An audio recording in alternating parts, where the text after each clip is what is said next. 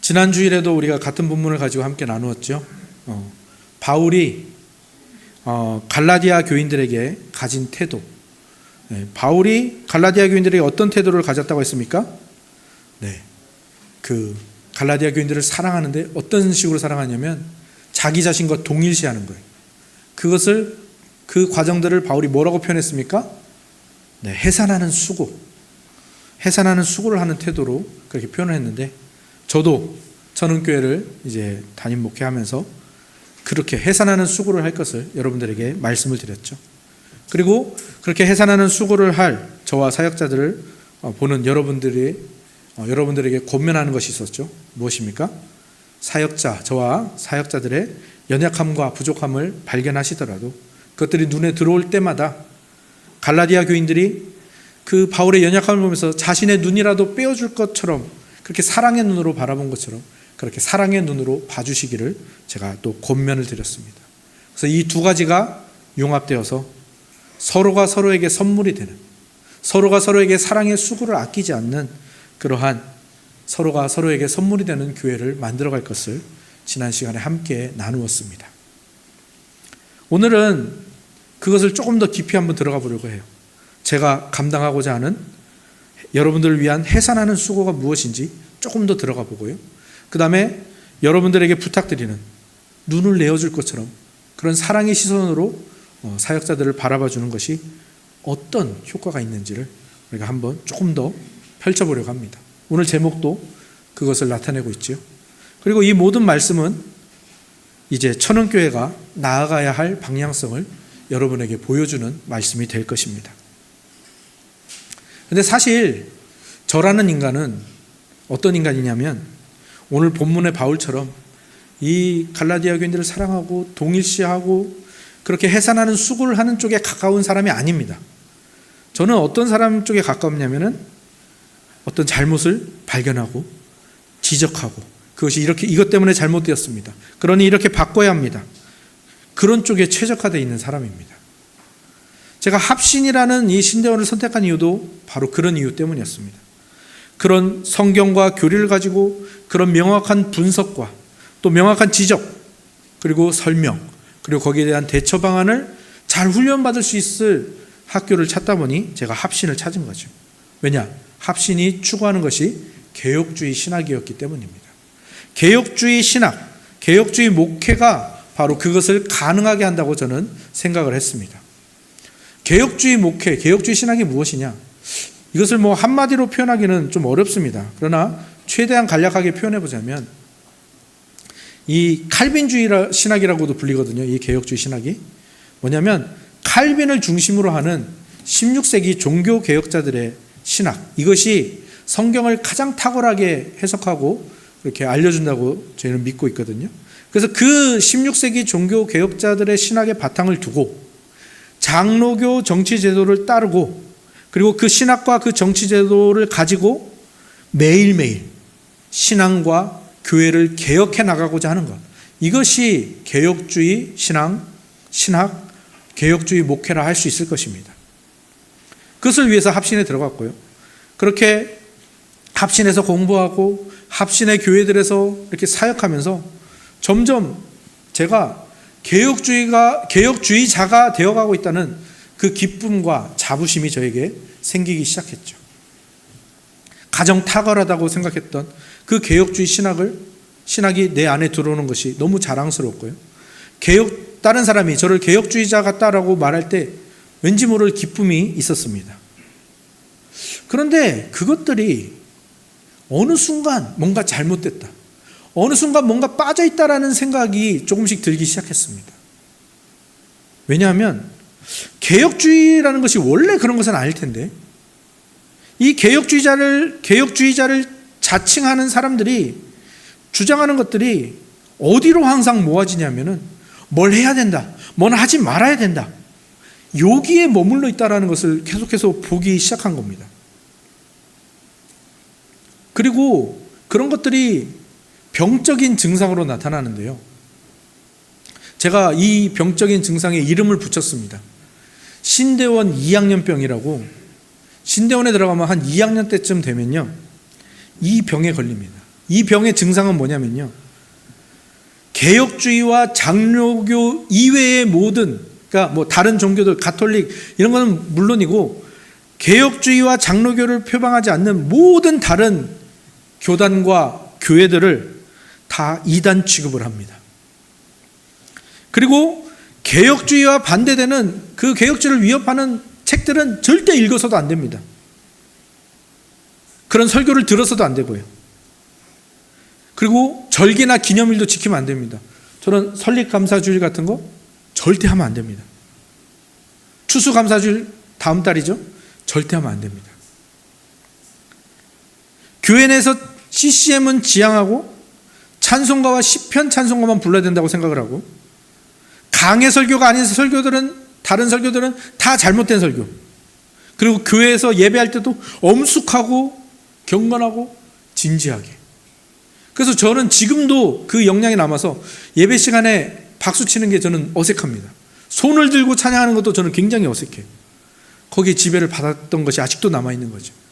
그리고 늘 입버릇처럼 말하는 거, 이 신대원 이한영병에 걸린 사람이 늘 입버릇처럼 말하는 게 뭐냐? 한국교회 타락했다, 한국교회 위태롭다, 대형교회 저 교회도 아니야, 세속화된 목회자들, 대형교회와 세속화된 목회자들이 한국교회를 망치고 있어. 이것이 늘 입에 붙어 있습니다. 이 개혁주의의 잘못된 모습들이 어느 순간 보니까 제 안에도 가득 들어있는 겁니다. 제가 그토록 좋아하던 개혁주의 신학이 어느덧 제 안에서도 해야 할 것과 하지 말아야 할 것들의 목록들로만 남아있는 거예요. 그리고 어느새 그 목록을 가지고 뭐하고 있는 겁니까? 그렇게 하지 못하는 사람들 후드로 패고 있고, 비판하고 비난하고 있고, 그리고 또 그 목록을 가지고 나 자신을, 자기 검열하고 있는 저 자신을 발견하게 되는 거죠. 그때 제가 느낀 감정은 뭐냐면 엄청난 피로감입니다. 내가 좋아하는 개혁주의 신학이 왜 이렇게 피곤하지? 왜 이렇게 나를 괴롭게 하지? 그리고 또 누군가를 괴롭게 하는 걸까? 무언가 중요한 것이 빠져있다라는 생각을 하게 된 거죠. 근데 그게 뭔지는 잘 모릅니다. 그러니까 해오던 대로 강해 설교와 교리 교육은 계속 하는 겁니다. 근데 강해 설교, 교리 교육이 좋은 거잖아요. 그러니까 받는 사람들은 반응이 있습니다. 좋아합니다. 그런데도 불구하고 열매가 보이지 않는 거죠. 그러면서 저의 설교는 점점 더 어려워지고, 그리고 설교가 점점 날카로워집니다.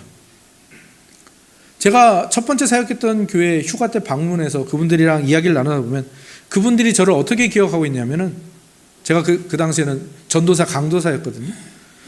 오이삭 강사님 설교는 시원시원하기는 했어, 그렇게 말씀하십니다. 제가 얼마나 많은 비판들과 지적을 이렇게 했는지 그분들이 듣기에 시원하게 들리셨던 거예요. 물론 그분들이 자기를 향한 비판이 아니라고 생각하니까 그렇게 들으셨겠죠. 그래서 어쩌면 다행이라고 생각하기도 하는데, 그런데도 그때를 지금에 와서 그때의 모습을 살펴보면 참 부족하고 부끄러운 모습이 아닌가, 그런 생각을 하게 됩니다. 그리고 이 신대원 이항연병이 나은 것 같다가도 계속해서 제 안에서 발현이 되는 거예요. 그래서 어떤 일이 벌어지냐면, 개혁주의를 따르는 목회자를 만나면, 목사를 만나면 왠지 처음 봐도 왠지 친근하고 왠지 같은 편인 것 같고, 그런데 그렇지 않은 목회자들, 뭐 제자훈련이니 뭐 두날개니 뭐 직퇴일본이 뭐 이런 알파니 이런 거 하는 목사들은 왠지 나쁜 사람 같은 거예요. 왠지 친해지고 싶지 않은 생각이 먼저 들고 거부감이 먼저 드는 거죠. 특히 자기 자신을 복음주의자라고 말하는 그런 목사님들 보면 굉장히 수준이 낮고 저거 목회 잘못하고 있어, 이런 생각이 저에게 먼저 찾아오는 거죠. 그때는 잘 몰랐는데 지금 왜 와서 은혜의 복음을 만나고 나서 그때의 제 모습을 바라보니까, 그때의 제 모습은 그냥 뭐 더도 덜도 말고 그냥 교만한 율법주의자 그 자체였던 거죠. 그리고 그 교만한 율법주의자로 살아가는 그 일에 굉장히 열심을 내고 있었던 모습인 겁니다. 사역자가 열심을 내는 것은 잘못된 건 아니죠. 그런데 그 열심을 왜 내었느냐를 봐야 됩니다. 그게 중요한 거죠. 사실 열심으로 치면 둘째가라면 서러운 게 누굽니까? 이 갈라디아서에 나오는 갈라디아 교회에 침투했던 그 거짓 선지자들, 거짓 교사들이 진짜 열심을 낸 사람들입니다. 근데 그들이 열심을 낸 이유가 뭡니까? 네. 갈라디아 교인들이 자기를 섬기게 하고 갈라디아 교회에서 자기의 입지가 높아져서 자기가 그들을 지배하기 위해서, 그 갈라디아 교인들이 자기에게 얽매이게 하기 위해서, 그래서 열심을 낸 거죠. 그런데 이 방법을 사역자들이 굉장히 잘 사용합니다. 이런 식으로 사역하는 목회자가 굉장히 많습니다. 저도 이 방식에 치우쳐 있던 시절이 있습니다. 거짓 교사들이 어떤 식으로 그들에게 열심을 냈습니까? 네. 그 갈라디아 교인들과 그들에게 복음을 전한 사도 바울 사이를 이간질합니다. 그래서 자기에게 집중하게 하는 거예요. 근데 저도 이 방법을 쓴 적이 많습니다. 교우들이 다른 교회나 다른 목회자에게 관심을 돌리지 않게 하기 위해서 그런 방법을 의식적으로나 무의식적으로나 제가 쓰고 있었더라고요. 저의 굉장히 추악한 모습인데 이 말씀의 이해를 돕기 위해서 제가 이 말씀을 드리는 겁니다. 제가 고향제일교회 갔을 때, 아시는 분들은 아시겠지만 고향제일교회 갔을 때 몇 달 안 돼서 담임 목사님이 위임투표에서 부결이 됐어요. 저는 천은교회에서 100%에 가까운 그 위임투표만 보다가 거기 갔는데 위임투표에서 떨어지는 그런 모습이 있다는 것에 굉장히 충격을 받았죠. 그런데 그때 그렇게 담임 목사님이 부결이 되니까 저 혼자서 사역을 하게 되는 거예요. 그래서 저 혼자서 막 사역을 하는데, 저 혼자서 사역이 하는 것이 익숙해질 무렵 노예 목사님을 통해서 다른 부교육자 한 명이 오게 되었습니다. 근데 이분이 저랑 스타일이 너무 안 맞아가지고 그분이 저를 좀 많이 힘들게 했습니다. 그런데 그 힘듦을 제가 견디고 있다고 생각했는데 어느 날 보니까 제가 뭘 하고 있냐면은 그 고향제일교회 교인들 앞에서 그 사람에 대한, 그 사역자에 대한 비판을 제가 하고 있는 겁니다. 그러면서 제가 얻고자 했던 게 뭐겠습니까? 저에 대한 정당성을 얻으려고 했고요. 그리고 저에 대한 지지를 제가 얻으려고 했던 거죠. 제가 그 추악한 죄악을 저질렀던 겁니다. 근데 다행히도 하나님이 저를 사랑하셔서 그런지 그분의 마음을 바꾸어서 다른 사역지로 금방 떠나가게 하셨어요. 진짜 저는 그게 하나님의 축복이라고 생각합니다. 왜냐하면 그분과 함께 더 오래 사역을 많이 했다면 아마 그분은 괜찮았을지도 몰라요. 그런데 아마 제가 엄청나게 망가졌을 것이라고 저는 생각을 합니다. 근데 목회자들이 이런 일을 굉장히 잘 저지릅니다. 이렇게 드러나는 방법도 있지만요, 굉장히 자연스럽게 들키지 않고 하는 방법도 굉장히 많거든요. 주변에 잘못을 저지르고 있는 교회, 왜 이 정량리동, 제기동만 해도 그렇게 문제 많고 쓰러져간 교회들이 굉장히 많지 않습니까? 그런 교회들을 계속 말하는 거죠. 우리 교회는 안 그런데 저 교회는 저래. 그리고 성적 문제를 일으킨 목회자들을 비판하는 얘기를 계속 하는 거예요. 나는 안 했는데 저 사람은 그랬어. 대형교회가 얼마나 타락하고 부패했는지를 그냥 말하는 거예요. 자연스럽게 설교에. 그냥 무슨 얘기를 할 때마다. 그리고 그런 교회들의 어떤 이단성들이 있는지를 정말 정확하게 지적해서 그냥 이렇게 설교 시간에 흘리는 거죠.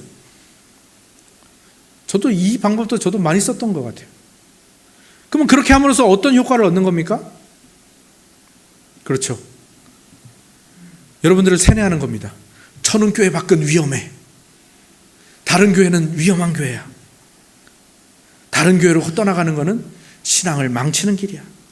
그리고 우리 목사님은 다른 목사님들과 달라. 이런 효과를 노리는 거죠. 제가 거기에 정말 깊이 빠져들 뻔했죠. 그런데 그런 저를 정신 차리게 했던 몇 가지 순간들이 있습니다. 그 중에 하나가 뭐냐면요, 한성 목사님께서 자기 자신을 이런 식으로 표현합니다.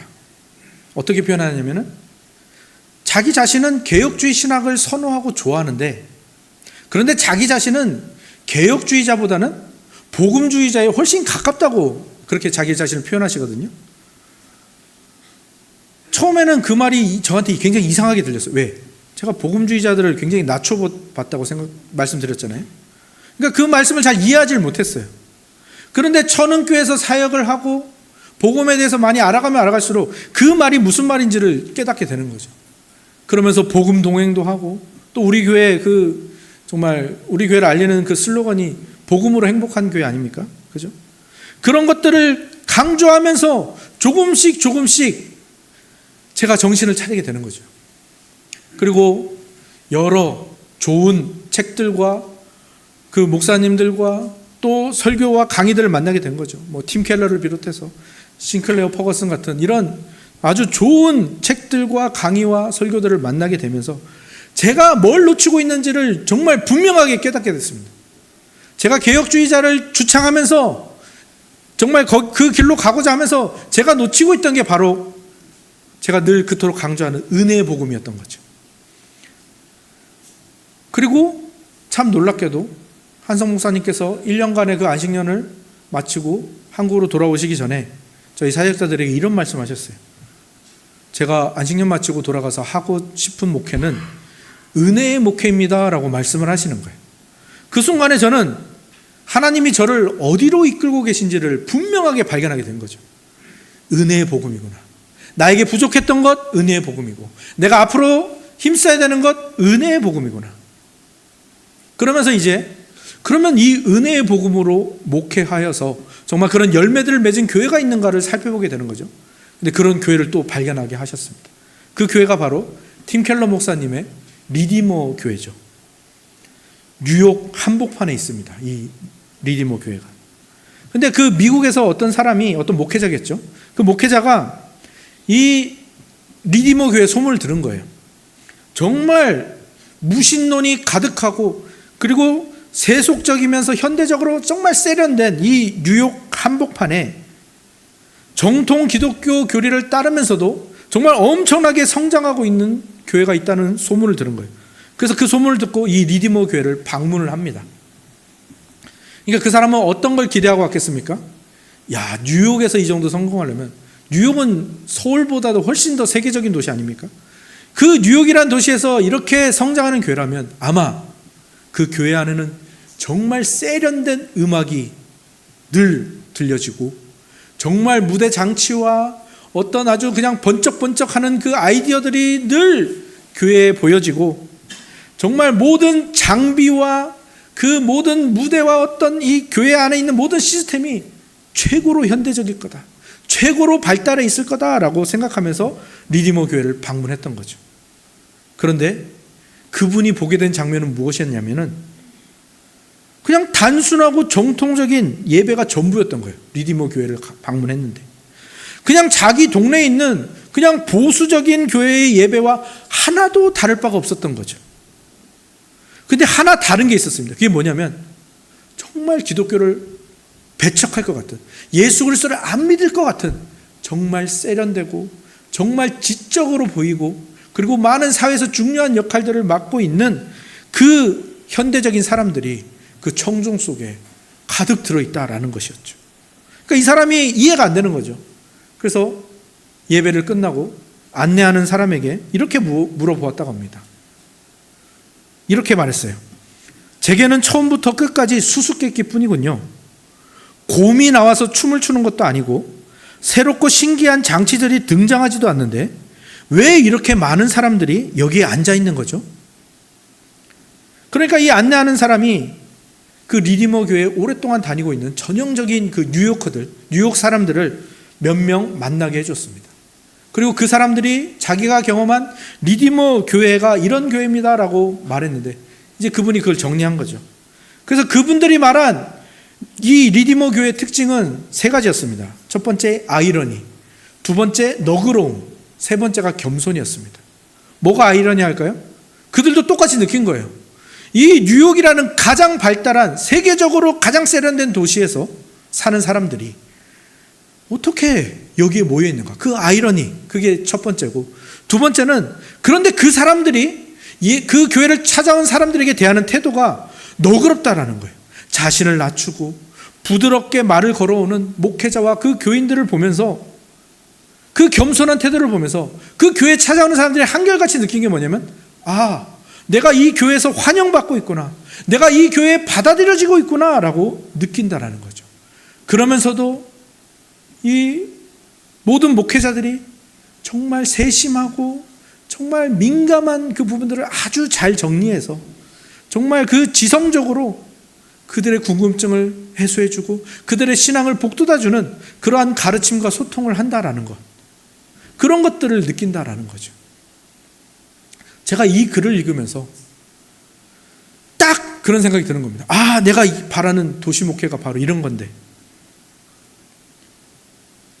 그러면 어떻게 리디머 교회는 그런 일들이 그 교회에서 그런 열매들을 맺을 수 있었을까요? 사실 그것을 가능하게 한 거는요, 첫 번째가 바로 이 팀 켈러 목사님이 목회와 교회에 대한 태도가 어떠했는지 거기에 달려있는 거죠. 이 팀 켈러 목사님이 오늘 본문에 말하는 것처럼 해산하는 수고를 엄청나게 했던 겁니다. 그런데 그거를 팀 켈러 목사님이 제가 그렇게 이 교회를 위해서 해산하는 수고를 했더니 교회가 이렇게 사람들이 찾아와서 좋아하더군요 라고 얘기했으면 아마 설득력이 떨어질 거잖아요. 근데 그 이야기를 누가 해줬냐면은 이 팀 켈러 목사님이 은퇴를 앞두고 이제 교회를 4개로 분립하기로 한 거예요. 그러면서 4명의 그 담임 목사를 세우려고 몇 년 동안 그들과 함께 사역하면서 이 4명의 담임 목사들을 길러냈습니다.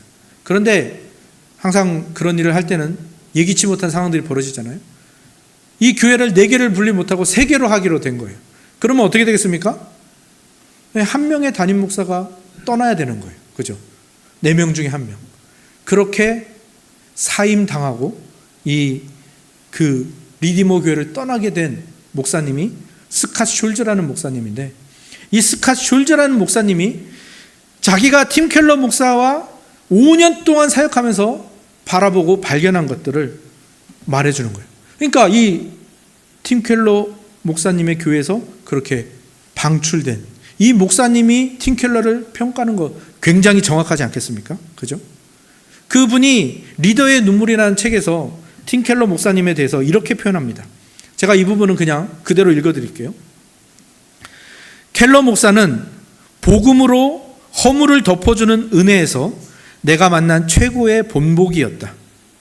5년 동안 그의 리더십 아래서 목회하면서 그가 면전에서나 온라인에서나 험담을 통해서나 누군가를 깔아뭉개는 모습을 단 한 번도 본 적이 없다. 오히려 그는 언제나 상대방이 기본적으로 좋은 사람이라고 가정했다. 그는 비판할 거리나 분노할 거리를 찾기보다는 예수님의 용서와 인정을 통해 사람들의 좋은 면을 봐줄 자유를 얻으라는 말을 자주 했다. 누군가 실제로 잘못이나 실수를 저질러도 그는 가혹한 비판을 쏟아내기보다는 겸손한 절제와 자기 반성으로 반응했다. 은혜의 하나님이 우리에게 해주시는 것처럼 그는 나의 숱한 잘못을 포함해서 사람들의 흠과 죄를 덮어주었다. 그가 그렇게 하는 것은 그것이 은혜의 길이기 때문이다. 은혜란 그리스도가 최악의 상황으로부터 우리를 보호해 주신다는 사실을 기억나게 해준다. 예수님이 우리를 이렇게 보호해 주시기 때문에 우리 모두는 남의 평판을 깎아내리기보다는 회복시켜주고 망가진 사람들을 원망하기보다는 망가진 관계들을 회복시키는 은혜의 사람이 되어야 한다. 마지막으로 켈러 목사가 받는 비판은 주로 외부에서 날아오며 거의 대부분 부당한 비판이다. 그런데 그런 비판이 그에게서 최악의 모습이 아니라 오히려 최상의 모습을 이끌어낸다. 그는 말과 행동을 통해 내게 비판에 방어적으로 굴어서 절대 좋은 결과를 얻을 수 없다는 사실을 가르쳐 주었다. 또한 그는 목사로서 우리가 받는 모함과 비판이 때로는 인간으로서 우리를 겸손하게 낮추기 위한 하나님의 도구일 수 있다는 점도 가르쳐 주었다.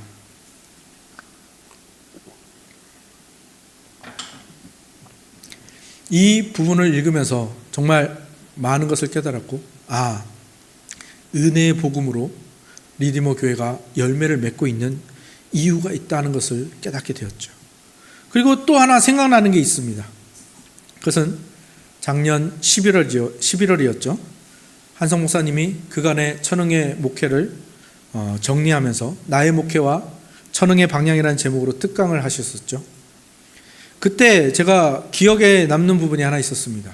그게 뭐냐면 서호 목사님께서 한성 목사님을 청빙할 때, 후임 목사를 청빙할 때 그 후임 목사를 선정하는 기준들이 몇 가지가 있었는데 그 중에 하나가 뭐냐면 강한 성품의 소유자보다는 온화한 성품의, 온유한 성품의 그 후임자를 세워야겠다라는 그 기준이 있었습니다.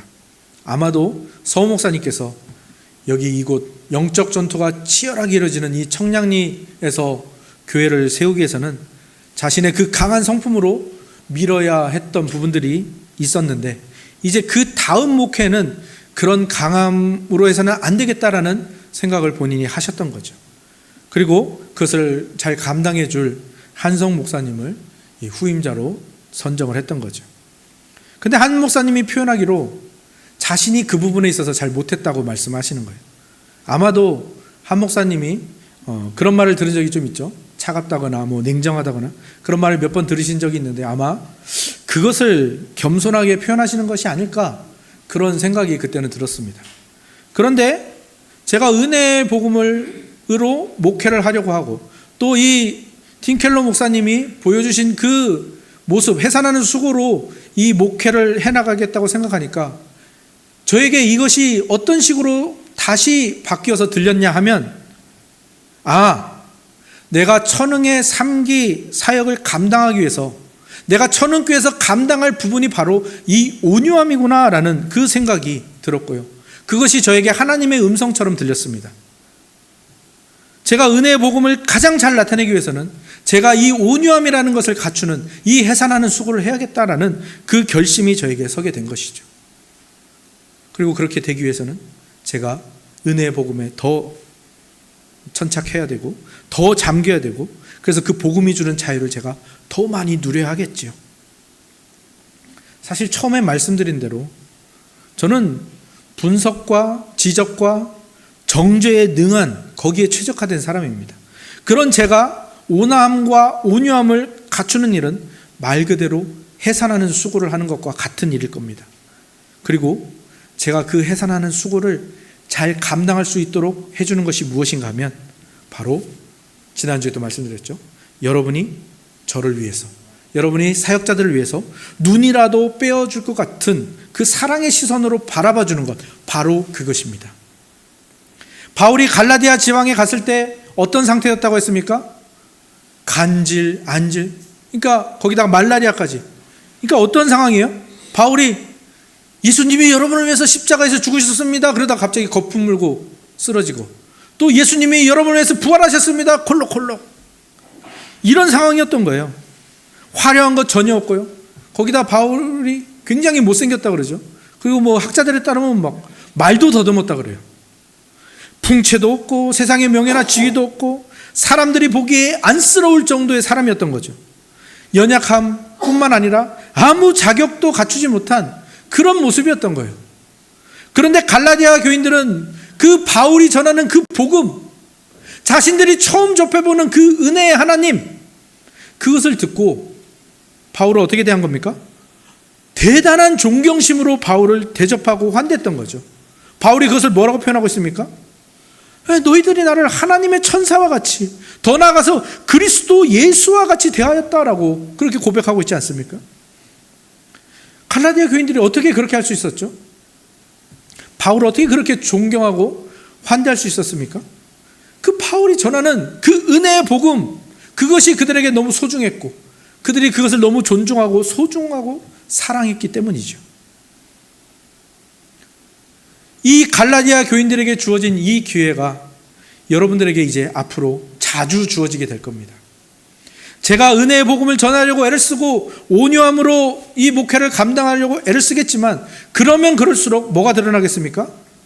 네, 저의 연약함과 부족함이 계속해서 드러나게 될 겁니다. 특히 서호 목사님과 한성 목사님과 같은 분이 이 전임 사역자로 계시잖아요.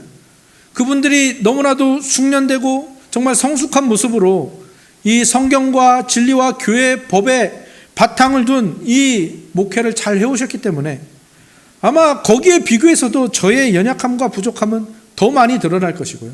저의 미숙함은 여러분의 눈에 계속해서 치이게 될 겁니다. 제가 그래서 권면을 드린 겁니다. 그때 그것이 여러분 눈에 보여질 때 그때 여러분들이 하나님의 말씀과 복음을 존중하듯이 저를 그렇게 사랑의 눈으로 바라봐 주시기를 다시 한번 부탁드립니다. 그리고 그것은요, 저에게도 엄청난 도움이 되겠지만요, 결과적으로 여러분들에게 아주 큰 유익으로 돌아가게 됩니다.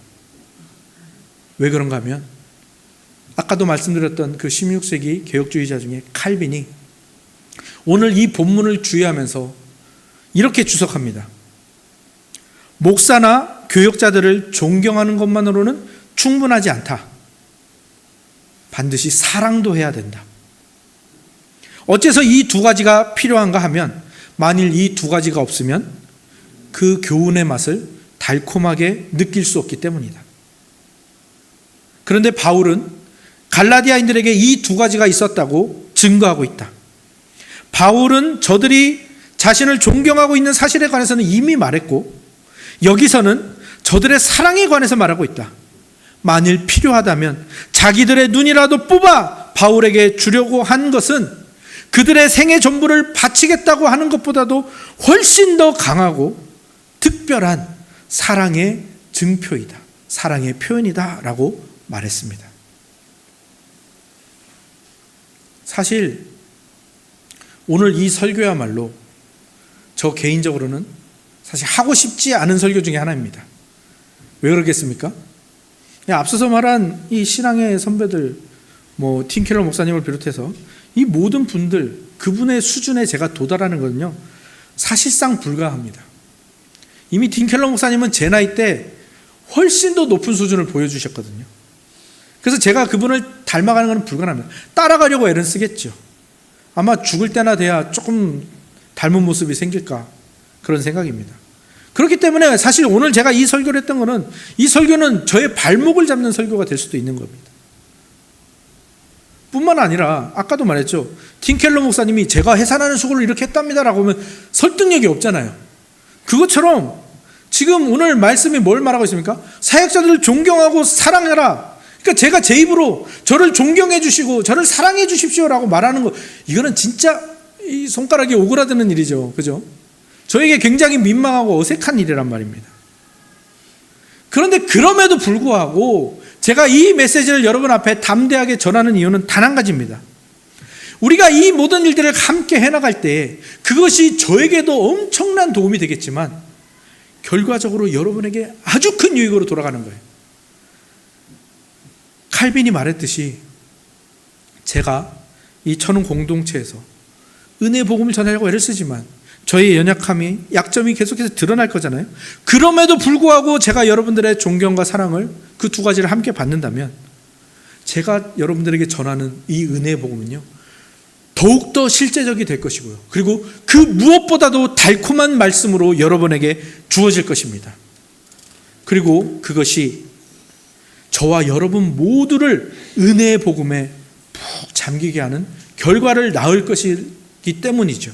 저는 그것을 확신하기 때문에 오늘 이 말씀을 여러분에게 전한 것입니다. 저는 소망합니다. 여러분이 저와 다른 말씀 사역자들을 바라보실 때 하나님께서 우리를 바라보시는 것처럼 그 연약함과 부족함은 축소하고 생략하여 바라보는 그 하나님의 시선으로 저희를 바라봐 주시기 바랍니다. 그리고 저희 사역자들을 통해서 선포되는 은혜의 복음과 또 거기에서 비롯된 어떤 존중과 존경, 사랑은 여러분들이 더 크게 확대하여서 저희에게 주시기를 소망합니다. 그리고 그것들은 저와 말씀 사역자에게는 더 이 은혜 복음을 잘 전해야겠다는 동력과 계기가 될 것이고요, 은혜 복음을 더 깊고 넓게 연구할 그 힘이 될 것입니다. 그리고 그리스도의 온유함과 그 온화함으로 이 목회와 목양을 해나가는 일이 펼쳐지게 될 것이고요, 거기에서 많은 열매들이 맺히게 될 것입니다. 그리하여 서로에게 좋은 영향을 미치고 서로가 서로에게 선물이 되어주는 아름다운 천은 공동체를 함께 만들어 나가기를 다시 한번 주님의 이름으로 축원합니다. 아멘. 우리 이 시간 다